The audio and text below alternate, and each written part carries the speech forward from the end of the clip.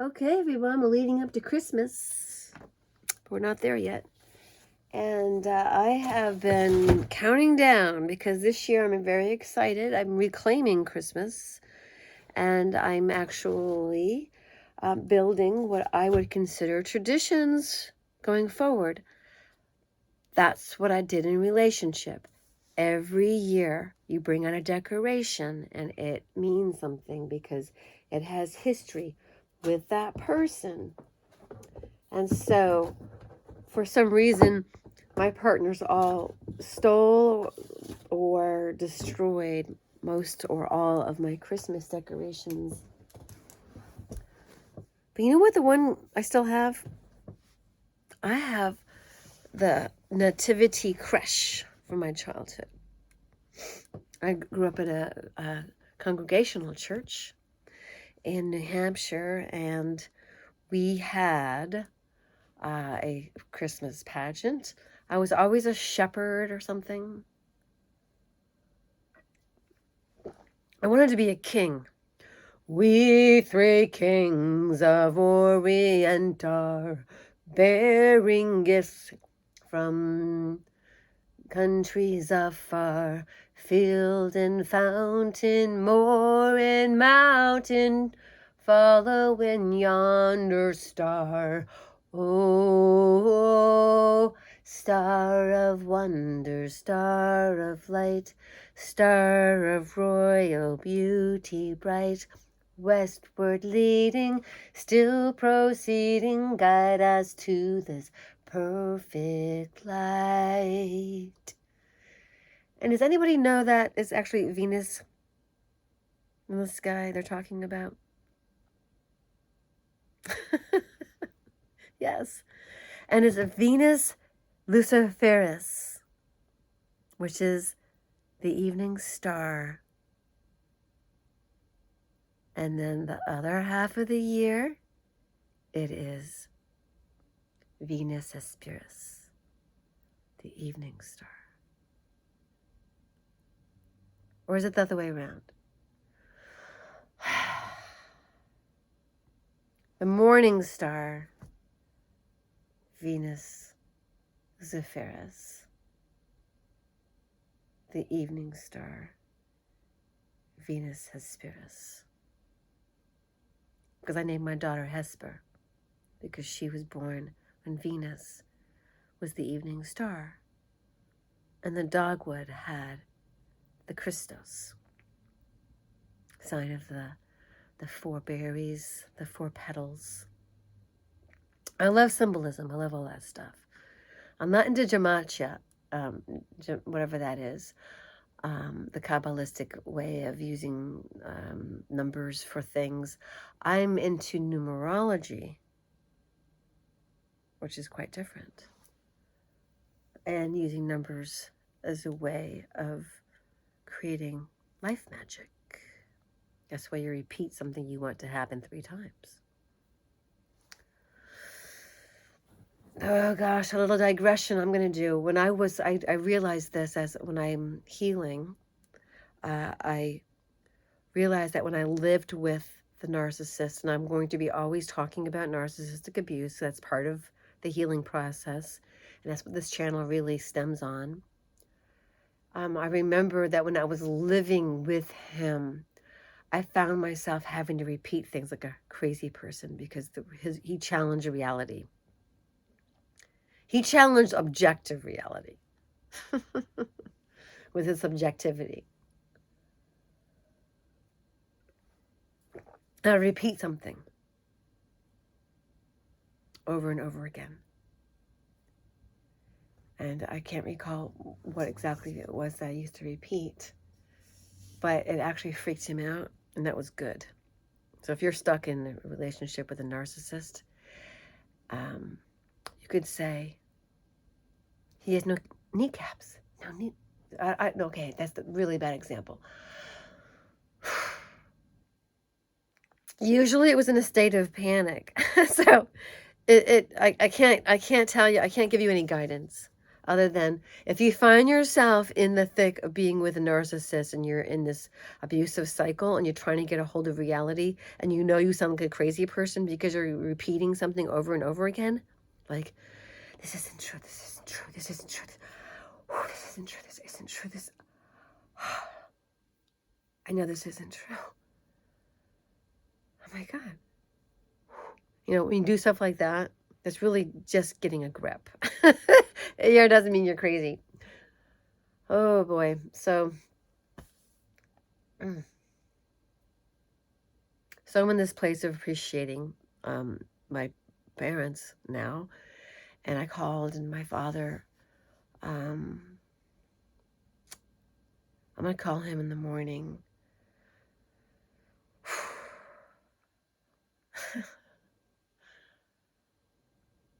Oh, there's so much to say.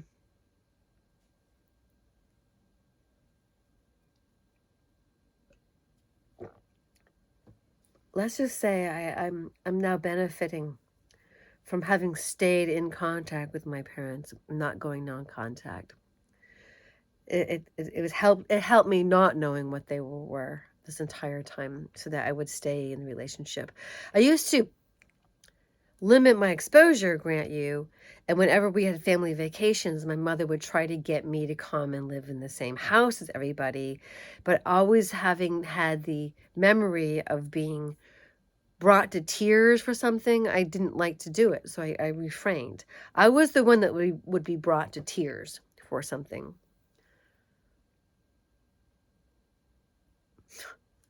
And my other siblings never did anything about it. Everybody just sort of fell silent to this narcissist.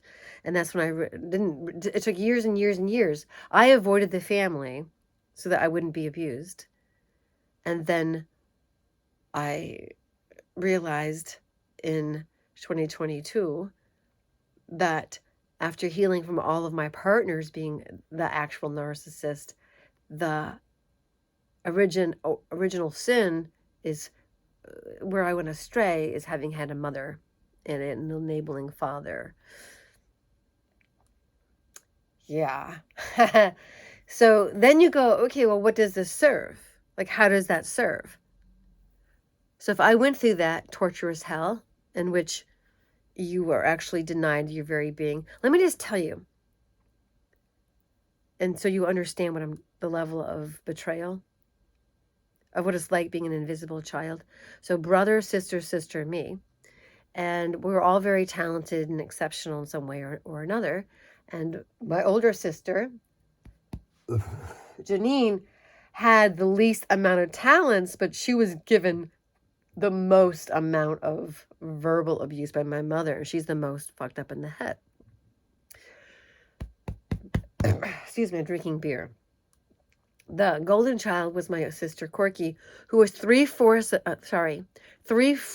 of a second faster than me in track, and therefore I could never beat her, and therefore she was better. So if she could do a 100-yard dash in 12.8, and I did it in 13 seconds, this is yards, not meters, it didn't matter because Corky was better.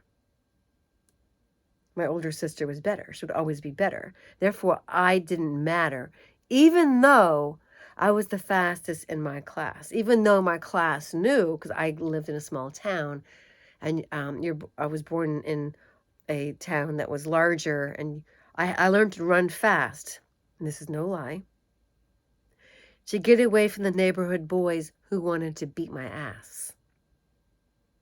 That's how I learned to run fast.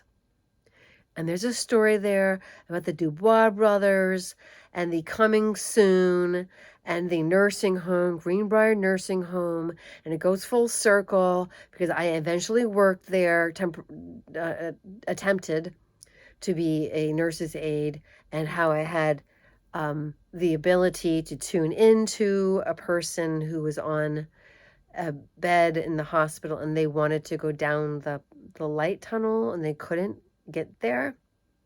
They were trapped in their body. Anyway, on your mark, set, go. I imagined older boys armed with rocks that are fist size for little kids that were going to do you bodily harm and chased after you. That's what I imagined, which is why I was so fucking fast. I kind of adrenaline rushes running away from danger young, man. Little Black Sambo had nothing on me, if you know the story about Little Black Sambo, which is actually a fun story, and just there's a whole thing there I'll tell you about, but right now, no. So, my brother hung out with the guys, of course, and it was a neighborhood. You didn't have to go very far. I remember vividly so much. There was a stuffed animal contest, and I missed the deadline. I heard about it, and I went and got my little teddy bear, and I brought it to the park so that I would be able to be in the stuffed animal contest, whatever that was all about. And I wonder now what that was really all about, the stuffed animal contest. Because I'm a little girl, and I show up with my stuffed animal. And I'm mocked by the boys, the very ones that used to chase after me with a stone, the ones I learned how to run away from. Kathy's too late. Look at her. She can't enter. And then they mocked me, like, sorry. I don't, nowadays they say stupid things. And when my kids were growing up, loser, talk to the hand, whatever. Then it was just sort of like too late, chicken bait, whatever. So too late, whatever. And then I was like, all right, well, I'm too late. And nothing ventured, nothing gained. I remember distinctly, like, okay, I'm 3 years old. I'm in a neighborhood. This is in the 60s. I was born in 63. This is 66. The mother is fucking asleep.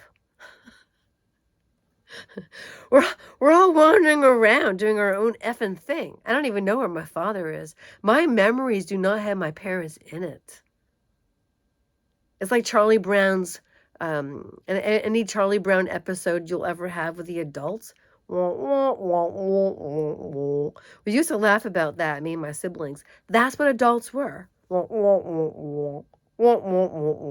That's what they were. They weren't much else. They really weren't. They were NPCs.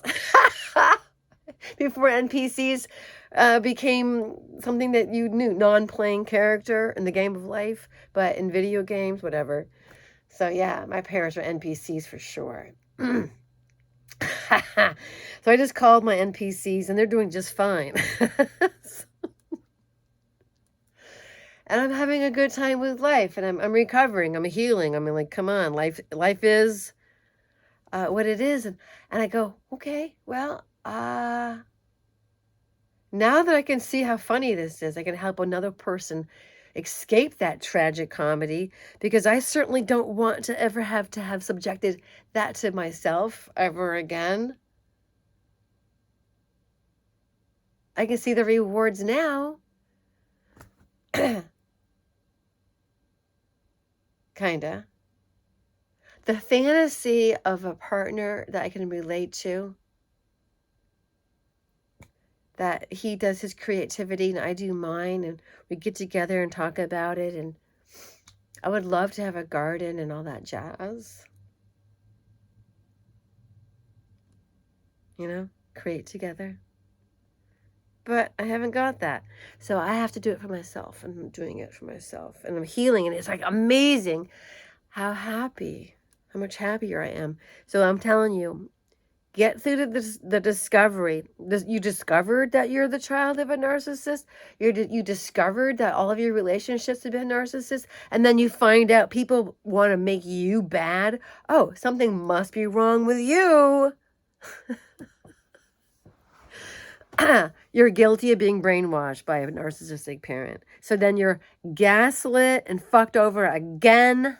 No, no, not this chick. I own what I am. I'm a superpower. And you are too, if you got through it. Stick with me, kid. We're only going to go up.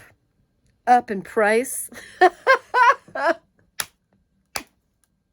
Meaning we're precious. We're so valuable. It's so much fun being alive when you kind of go, wow, I had that to live through and I got through it. Bing, bing, bing, bing, bing. So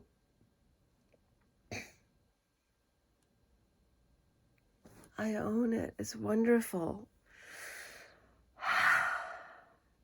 And of course, I'm like, what next? How else can I be a better human? Life is simple as we've been informed by Fortune de Saint-Germain. Love God with all your heart. You are so lucky to have a body. It is wonderful to have a body. Be the best you can be. Play the cards that you've been dealt. So I've just been through a really difficult lifetime, and I'm still alive. And now there's more to live and more to give and more to experience. What can I do now with my newfound expertise, knowing that I'm the elite?